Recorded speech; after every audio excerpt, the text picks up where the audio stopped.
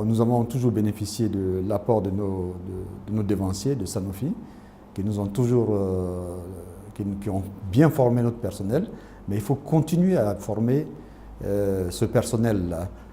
Donc il faut renforcer ce qu'on appelle il faut renforcer les capacités de nos employés, de nos cadres, pour qu'on puisse penser à très court terme à être certifié OMS.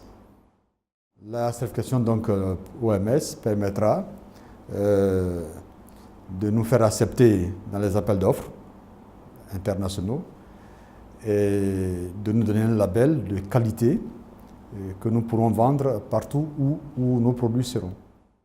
En 2014, nous avons eu la chance de bénéficier d'un apport de l'ONUDI.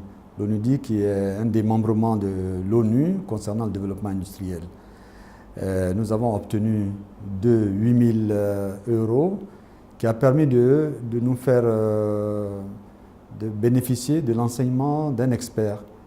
Un expert qui est venu, qui a formé 2 zones essentielles de l'usine, le contrôle qualité et l'assurance qualité.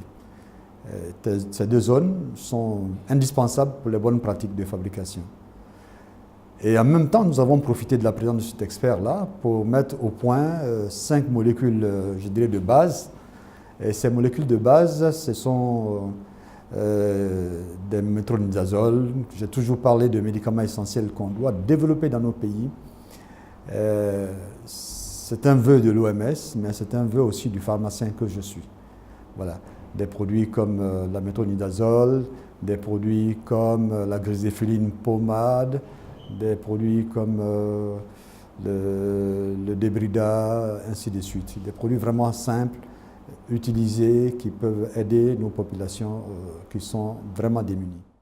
Chaque année, nous réunissons les agences qui font la promotion de nos produits sur l'ANF. L'ANF, c'est l'Afrique noire francophone, qui part de la Côte d'Ivoire jusqu'au Cameroun ou au Congo, pour être plus au sud. Voilà, donc nous la réunissons chaque année. Et cette année, le thème a été éthique et délégation. La délégation médicale, bien sûr. Alors, comme vous savez, il faut un minimum d'éthique. Les grands laboratoires ont déjà commencé à former leur sujet, je dirais, à une certaine éthique dans l'approche de l'information médicale. Voilà, dans les grands pays, certains grands pays comme le Canada, même en France ou aux États-Unis, il est interdit d'offrir des billets d'avion aux médecins, etc. Donc nous, notre objectif à CIFARM, je l'ai dit lors de ce colloque-là, c'est d'être leader. Et quand on veut être leader, il faut donner l'exemple. Et cet exemple-là, je pense que ce serait un exemple pérenne si nous partons sur des bases comme la morale. Alors, CIFARM se veut un exemple dans la recherche, bien sûr, des moyens, mais on veut aussi être un exemple vis-à-vis des prescripteurs, vis-à-vis des autorités, pour que nous travaillions dans une ambiance, je dirais, plus que légale.